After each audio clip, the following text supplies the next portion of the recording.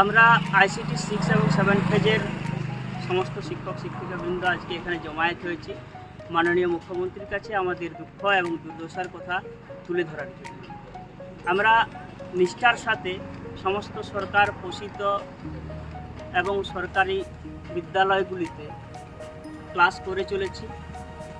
1 থেকে 5 ফেজ পর্যন্ত আমাদের যে সকল সহকর্মীরা ছিলেন আগের, তাদের সরকার গভর্নমেন্ট কন্ট্রাকচুয়াল করে নিয়েছে, তাদের বেতন বর্তমান সময়ে 25 থেকে 30 হাজার টাকার মধ্যে। কিন্তু সেই অঙ্কে আমরা অনেকটাই পিছিয়ে রয়েছি। আমাদের প্রায় 5 থেকে 7 হাজার টাকার মধ্যে আমাদেরকে সমকাজেও কিন্তু বেতন কম দেওয়া। এই উদ্দেশ্যে আমরা মুখ্যমন্ত্রীর কাছে আমাদের দুঃখ এবং দুর্দশার কথা জানিয়ে আমরা মুখ্যমন্ত্রীকে একটি খোলা চিঠি দিচ্ছি, যার বিষয়বস্তু আপনারা এই খোলা চিঠির মাধ্যমে দেখতে পাবেন।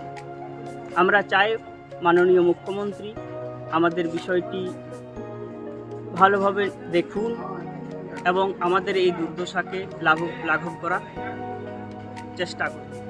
ধন্যবাদ।